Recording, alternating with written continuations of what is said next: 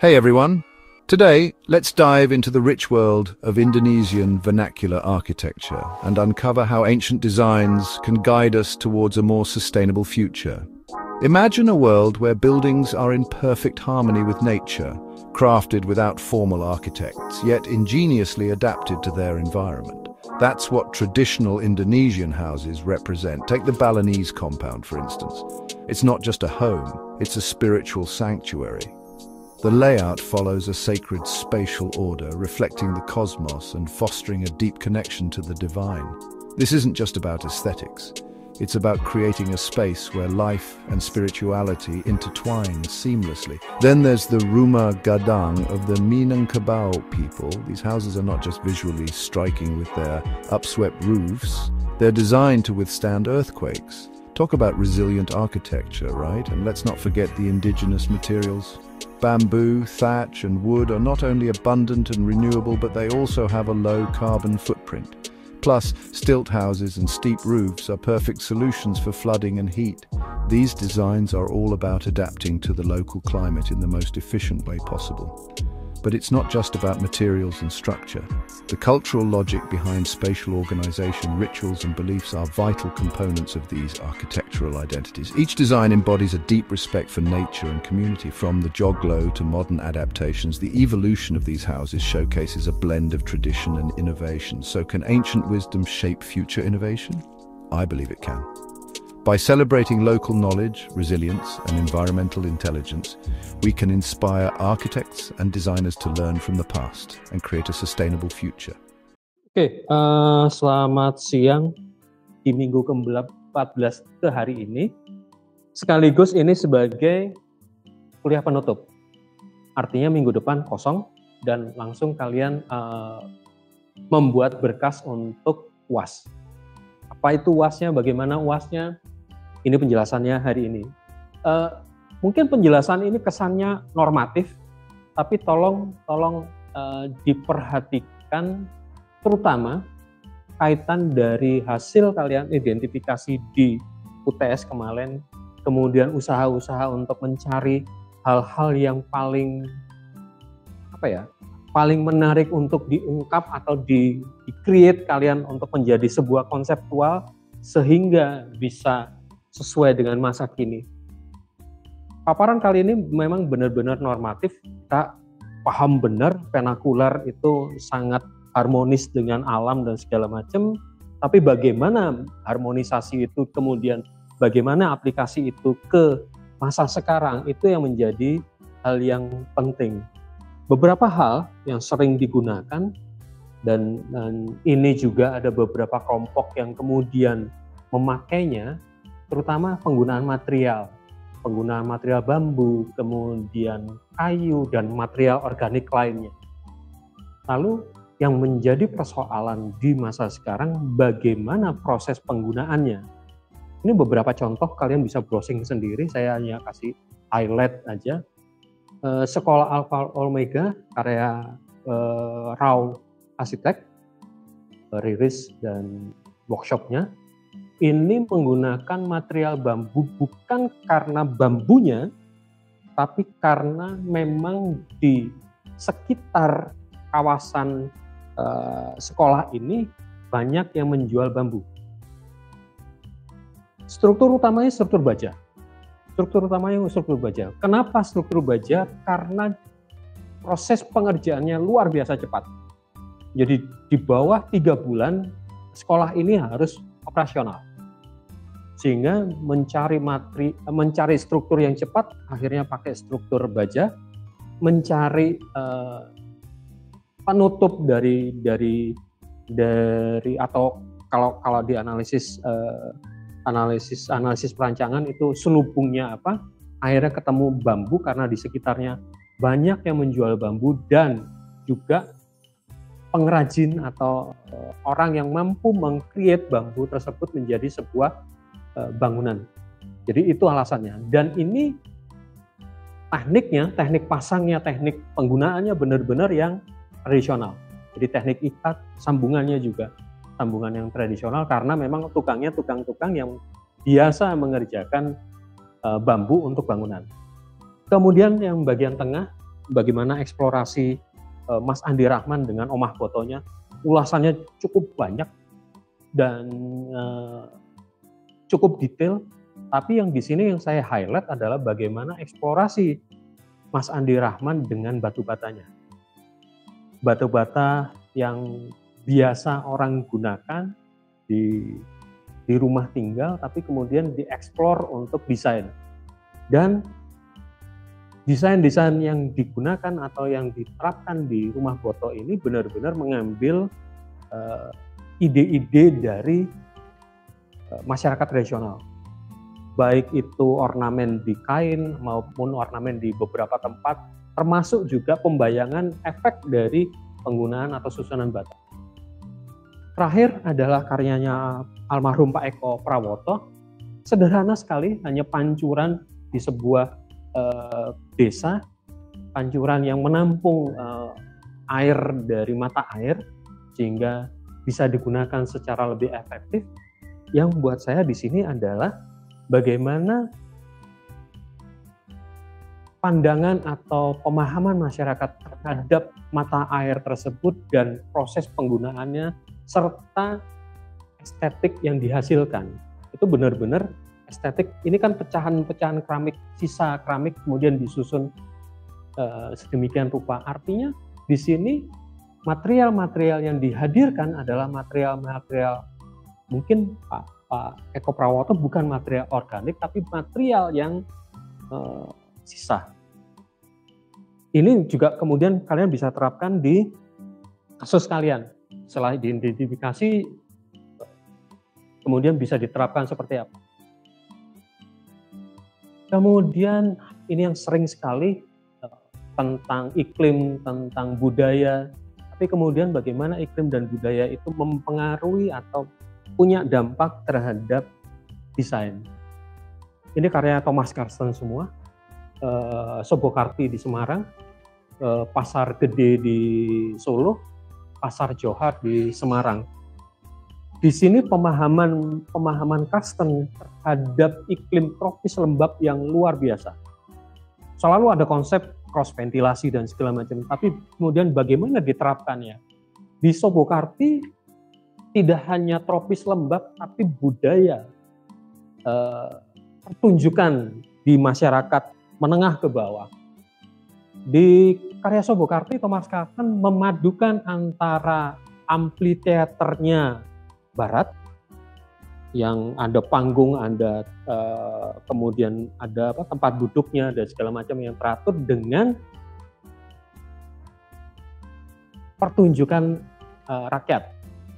Sehingga kalau di sini dia memadukannya, ada panggung, ada kemudian hanya panggung seperti pada umumnya gedung pertunjukan, tapi juga di bagian tengah ditempatkan untuk pertunjukan, artinya untuk orang menampilkan keseniannya. Lalu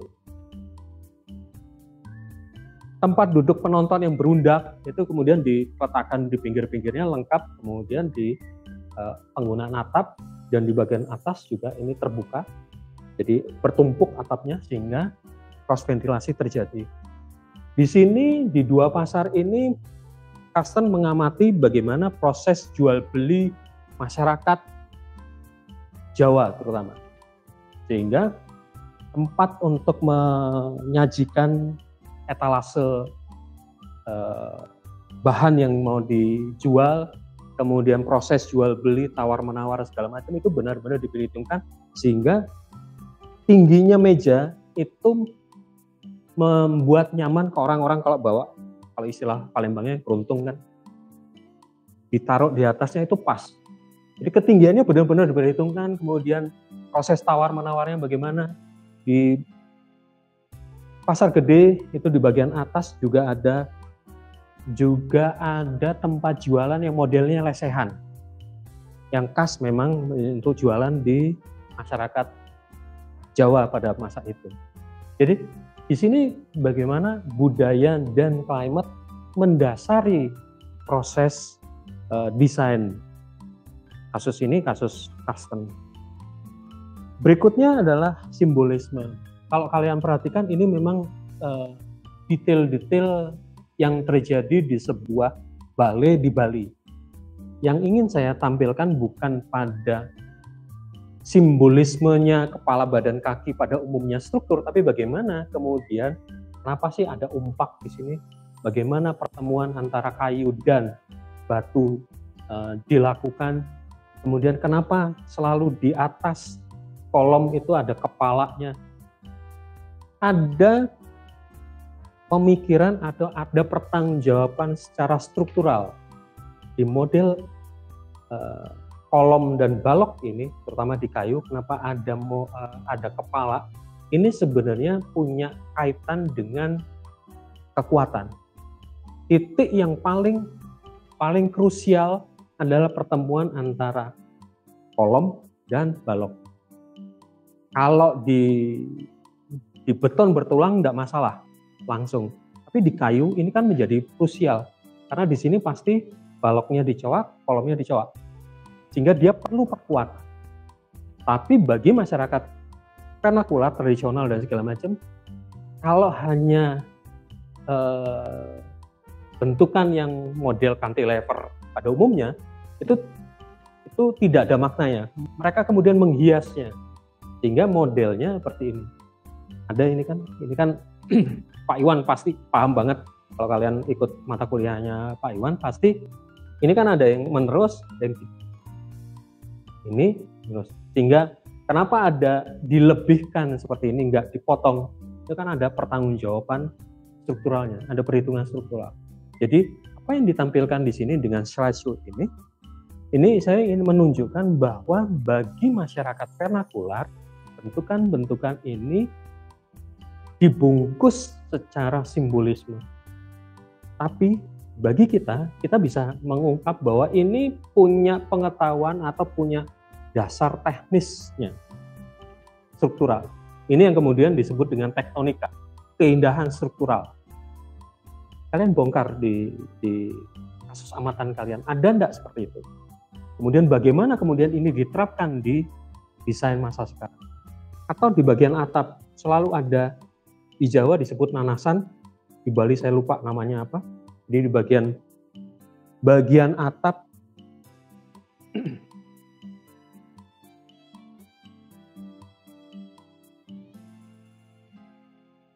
kalau potongan bagian atap, kemudian di sini biasanya ada tambahan. Ini kemudian di sini diberi. Ini kemudian biasanya kasih nanas gitu. Disebut nanasan karena ini pertanggungjawaban juga. Ini kuncinya. Kunci untuk struktur yang tergantung ini pertemuannya. Jadi semua punya makna atau punya pertanggungjawaban secara struktural. Hanya beberapa dari bangunan vernakular, bangunan tradisional, kemudian ada simbolnya, ada maknanya. Terkadang, ini harus seperti ini. Itu maknanya adalah supaya bangunan ini mampu berdiri dan mampu dipertanggungjawabkan secara struktural. Nah, tugas kita adalah membongkar atau mengkritisi lebih lanjut detail-detail ini. Apakah hanya sekedar ekspresi simbolisme? Apakah kaitannya dengan kosmologi? Atau dia juga punya pengaruh terhadap perhitungan struktur? Oke. Contoh yang ini juga di Bali, bagaimana kemudian masyarakat Bali itu benar-benar memahami konteks di mana dia hidup. Kepala badan kaki tidak hanya di bangunan, tapi juga orientasi. Bagi orang-orang, kalau kalian pernah belajar atau kalian pernah buka proporsi kolom Yunani, itu kepala badan kaki juga berlaku. Tapi yang membedakan dengan yang di Bali adalah dia punya orientasi utama, yaitu Gunung Agung. Sehingga yang disebut Kaje itu bukan utara, tapi Kaje adalah gunung. Jadi selalu yang jadi orientasinya ini. Sehingga Kaje di Denpasar itu memang utara, tapi Kaje di Singaraja adalah selatan. Kaje adalah gunung. Jadi ada orientasi ada keterikatan antara manusia di Bali dan lingkungannya. Dan tubuh manusia juga punya peran penting di dalam bangunannya, karena si pemilik ini akan menjadi acuan ukuran untuk seluruh bangunan. Di sini ada aturannya tersendiri, sehingga umpamanya lebar pintu itu selalu dihitung dari si pemilik. Pak, bagaimana dengan tempat sembahyang? Yang dihitung adalah si pedandenya, yang utamanya siapa yang di situ, yang memimpin. Sehingga ukurannya selalu bergantung pada ukuran si pemiliknya. Kemudian kalau kita bandingkan yang dengan di barat dengan katakanlah modulornya Corbu, ini hampir mirip. Ada kesamaan antara modularnya Corbu dengan proporsinya ini, proporsi tubuh di masyarakat Bali. Hanya modularnya Corbu kemudian mengacu atau memicu adanya industrial standard yang kalian gunakan time saver atau data arsitek. Logiknya sama, cuman di masyarakat Bali atau di beberapa masyarakat vernakular di Jawa juga ada tentang ukuran tubuh manusia, sehingga bangunan di masyarakat Jawa sebutannya petungan itu berdasar pada pemiliknya. Tidak masuk ke dalam industri, tidak masuk menjadi standar umum, tidak masuk keluar jadi bangku seperti ini, kan ada ukurannya, ada standarnya sesuai dengan time standard atau data arsitek yang lebih umum. Tapi bagaimana tubuh manusia itu tertuang di dalam rumahnya, kemudian rumah juga mengacu pada alam sekitarnya. Dalam hal ini kasusnya di Bali, yang menjadi acuan utama adalah Gunung Agung. Oke. Atau ini yang sering jadi konsep respon terhadap alam, respon terhadap lingkungan. Tapi kemudian kita lupa belajarnya seperti apa dan bagaimana penerapan. Ini kasus di Bali, Bensley Studio di daerah Ubud. Bahkan kita tidak menemukan letak pilanya di bagian mana, karena benar-benar menyatu, benar-benar masuk. Dan atap ini kembali lagi berkaitan dengan respon dia terhadap hujan, terhadap panas, dan belajarnya dari arsitektur Bali. Hanya perwujudannya dia menggunakan atap yang model tenda, tapi idenya tetap idenya, dan model strukturnya juga struktur umpak, tidak banyak merusak lingkungan. Sehingga kalau kita perhatikan di gambar ini atau di foto ini, kita bahkan tidak dengan mudah menemukan oh ini bangunan. Perlu mencari lebih detail lagi. Walau fasilitasnya juga fasilitas yang mewah. Ini Chapela di Ubud, caranya Bensley Studio. Oke.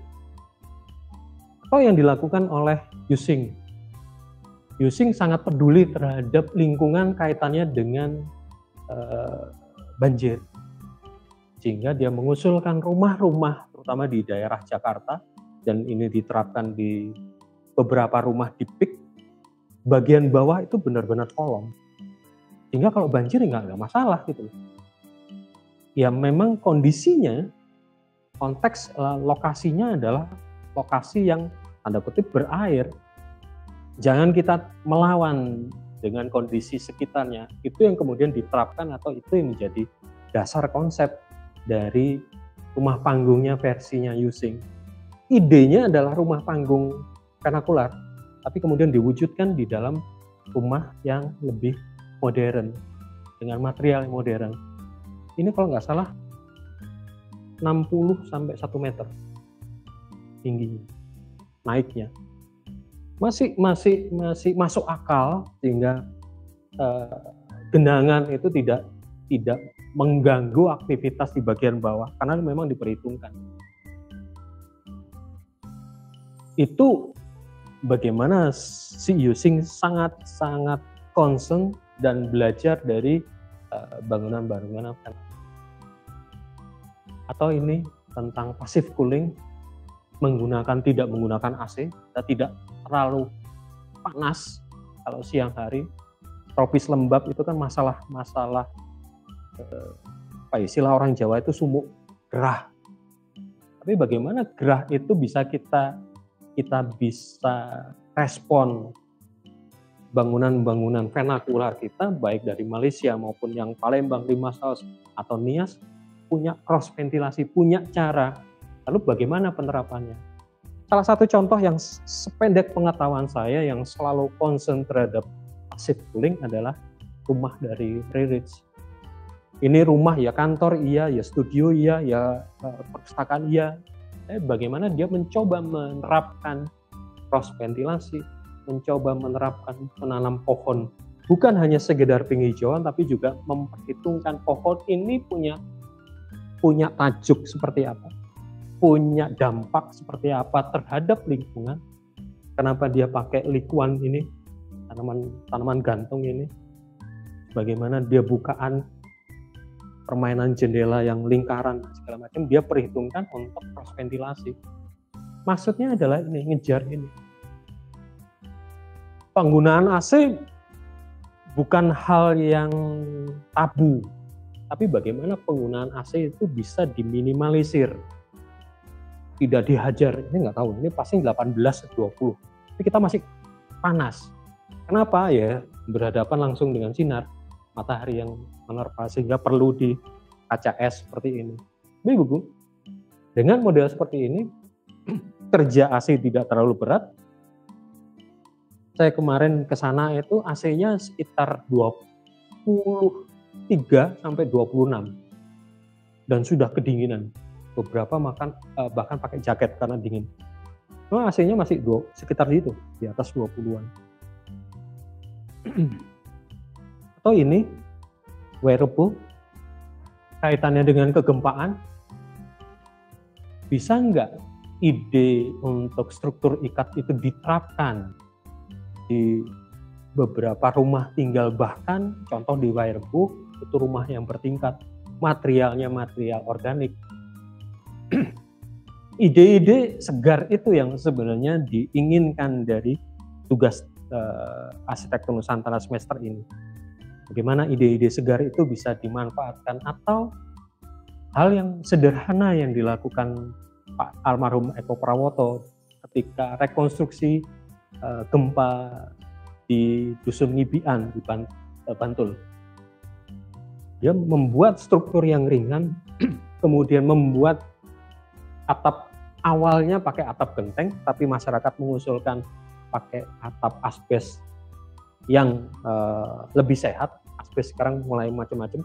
Dulu asbes itu selalu dikaitkan dengan TBC. Sekarang juga muncul beberapa produk asbes yang lebih sehat. Jadi menggunakan asbes karena ingin meringankan masyarakat trauma kalau menggunakan atap menggunakan genteng kodok, genteng tanah liat, sehingga diganti. Strukturnya juga jadi lebih ringan. Ini di satu modul struktur ini didirikan 4 atau 5 orang cukup, tegakkan, dijajar, jadilah seperti ini. Bagaimana kemudian kita belajar dari keadaan kegempaan di Indonesia ini. Atau kemudian yang dilakukan oleh McLean-Pond. McLean-Pond belajar benar tentang struktur di Sunda Kecil, artinya dari Jawa sampai ke Nusa Tenggara. Efeknya dia belajar juga struktur-struktur, terutama di Jawa. Di Posarang dia belajar struktur arsitektur Jawa, yang kemudian dia menyatakan bahwa struktur arsitektur Jawa dasarnya adalah tenda. Bingung kan jadinya? Kok bisa dia memunculkan seperti itu? Dan akhirnya termanifestasi di Gereja Posarang ini di Trowulan, Ini percobaannya, ini percobaan pertama, kemudian ini percobaan lengkap dengan atapnya. Di percobaan ketiga dibangun 1:1 pakai duitnya sendiri, karena dari Belanda, pemerintah Belanda, Hindia Belanda tidak ada dananya, dan akhirnya dikembangkan ketika dia dapat proyek gereja Posarang di Kediri. Ide ini kemudian dipakai oleh Frei Otto untuk struktur tenda dengan kabel. Kalau kalian googling siapa itu Frei Otto, adalah salah satu pemenang Richard Prize. Sama-sama juga orang Jerman yang tanda kutip agak disingkirkan secara perkembangan arsitektur. Tapi dengan struktur kabel ini dia dapat penghargaan dunia. Dasarnya adalah dia melihat apa yang dilakukan oleh Frank Point. Kalau gambar ini adalah struktur untuk aula barat, aula timur di ITB. Ini ketika proses pembangunannya. Menggunakan struktur kayu yang kemudian dipres. Bukan laminated timber, tapi kayu yang dipres pakai beberapa cincin baja. Jadi ini bukan kayu utuh seperti ini, tapi dia press. Idenya tetap dari bangunan-bangunan vernakular di Nusantara. Nah, itu yang saya sih sebenarnya inginkan dari kalian mengidentifikasi kemarin. Bisa nggak kemudian ide-ide itu dikembangkan untuk mengatasi katakanlah climate change dengan passive cooling apa yang dilakukan oleh si Riris umpamanya, atau tentang bagaimana kemampuan masyarakat vernakular untuk menggandeng komunitas dengan gotong royongnya, dengan segala macam. Itu yang dikembangkan oleh Mangunwijaya dan Pak Eko Prawoto di beberapa karyanya, melibatkan sebanyak mungkin orang untuk terlibat di dalam proses pembangunan huniannya. Pak Eko Prawoto di Dusun Ngibian itu prosesnya adalah proses gotong royong, atau tentang identitas budaya itu seperti apa yang kemudian menjadikan budaya. Ide dasarnya adalah bagaimana kita mempreservasi ide tersebut untuk sebuah komunitas atau sosial masyarakat yang lebih modern. Saya iseng pakai gambar ini, gambarnya Bu Susi dengan kacamata, untung tatonya nggak kelihatan. Kemudian mengkomparasi dengan apa yang dilakukan oleh Mas Andi Rahman di Rumah Boto. Layout Rumah Boto itu sebenarnya rumah Jawa yang ditegakkan. Jadi rumah Jawa itu cenderung lebih ke horizontal. Kemudian oleh Mas Andi Rahman, layoutnya itu atau tata ruangnya divertikalkan, tegakkan. Apakah itu cara memodernisasi ide dasar dari rumah Jawa? Ini sebuah pertanyaan kritis. Atau juga seperti ini. Karyanya Rizal Muslimin di Masjid Raya Sumatera Barat. Saya lagi cari sampai semalam saya belum dapat ide dasarnya di internet. Yang pernah saya dengar langsung dari Pak Rizal Muslimin. Model seperti ini bukan dari bentuk atap gonjong, tapi adalah sebuah ritual dari Ninik Mama memegang kain sarungnya, bikin kain sarung ada 4 Ninik Mama gitu, di proses diskusi atau proses musyawarah di masyarakat Minang. Lalu kemudian dihitung secara parametrik, ada perhitungan matematisnya. Pak Rizal Muslimin sampai membuat rumus tersendiri untuk membuat bangunan ini. Sehingga banyak interpretasi, wah ini atap gonjong. Sebenarnya bukan. Nah, itu inovasi yang dikembangkan berdasarkan identitas masyarakat. bukan hanya sekedar identitas arsitektural, tapi identitas budaya. Pertanyaannya kembali ke kalian, apa yang bisa diinterpretasikan, reinterpreting vernacular arsitektur di masyarakat sekarang? Itu saya menunggu ide-ide itu segar. Kemarin saya menyatakan tolong fokus saja satu hal, kalian bisa melakukan apa, mengeksplorasi apa dari hasil amatan kalian, dari identifikasi yang sudah kalian seperti apa. Karena bangunan-bangunan yang kalian amati bukan hanya sekedar tempat berteduh, tapi sebuah cara berpikir. Kosmologi bukan hanya tentang peruntungan dan segala macam, bukan, tapi tentang cara berpikir. Sebuah pengetahuan yang harusnya bisa dikembangkan lebih lanjut, merefleksikan culture value yang berguna untuk masa depan, embedded over generation. Sehingga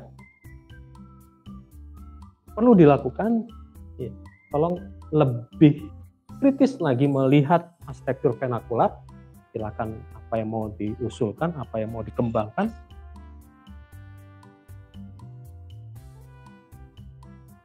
You must do the thing you cannot do. Jadi ya mungkin nggak masuk akal, sehingga wujudnya tugas ini adalah konseptual.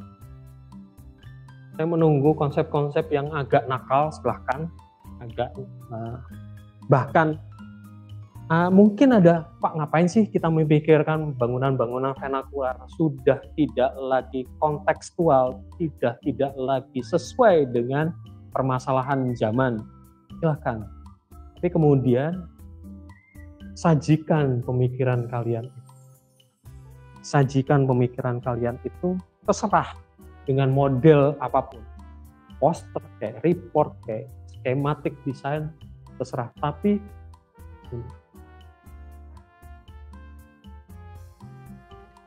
sajikan ke saya mengapa dan alasannya apa. Jadi terbuka lebar dengan identifikasi kemarin, kalian sampai berusaha mati-matian membuat satu persatu, ada yang dari kultural, ada yang dari struktur, ada dari bentuk dan segala macam. Sekarang pilih salah satu, mau yang mana, kemudian sajikan secara konseptual. Saya nggak peduli sajiannya, saya peduli alasan. Bahkan banyak sketsa seperti ini, silahkan. Tapi dari mana sketsa ini, dari mana dasarnya, seperti tadi saya contoh dari awal sampai terakhir tadi, ide berpikirnya, katakanlah Mark Langford, ide berpikir dari struktur Jawa sampai ke tenda, tapi idenya jelas. Atau tadi passive cooling, cross ventilasi, penggunaan tumbuhan, atau idenya using dengan rumah panggungnya diterapkan di rumah-rumah modern, rumah-rumah kontemporer. Contoh-contoh yang lain yang mungkin saya tidak ketahui, silakan sajikan, apapun bentuknya, apapun layoutnya, terserah. Yang penting jelas alasannya seperti apa dan dari mana bentuk itu muncul. Begitu. Dan ini disajikan untuk apapun bentuknya, disajikan untuk UAS. Masih ada 2 minggu. Pak, kapan UAS? Sesuai dengan jadwal kuliah, jadi hari Rabu tanggal 7 Mei. Ya. Jamnya ya hari Rabu itu saya tunggu seharian. Di folder kan sudah ada UAS. Belum. Saya belum buat folder UAS. Nanti saya buat folder UAS, masukkan aja. Masukkan ke situ. Itu ada pertanyaan? Oh ya, tidak bisa. Stop.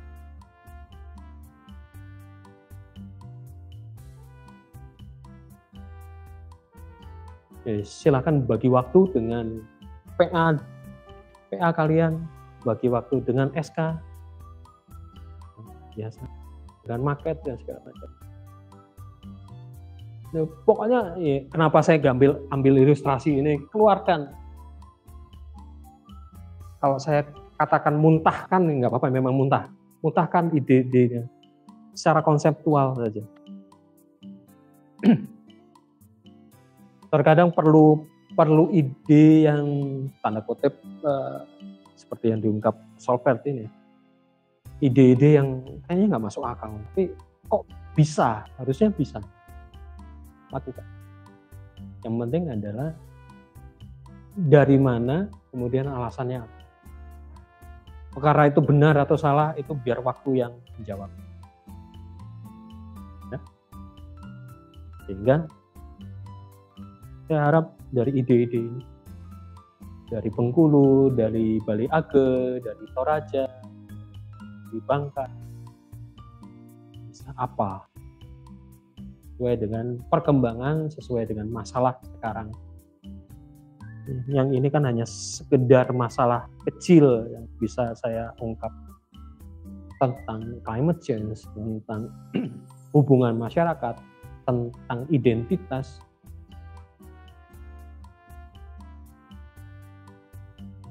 Itu cukup. Kalau cukup, terima kasih. Ini juga sebagai kuliah terakhir. Terima kasih banyak sudah mengikuti mata kuliah Arsitektur Nusantara. Mohon maaf kalau dalam prosesnya saya banyak salah dalam pengertian, tidak banyak pengetahuan yang bisa saya share karena keterbatasan dan segala macam. Semoga justru dari ide-ide kalian yang muncul, saya bisa menyelesaikan buku yang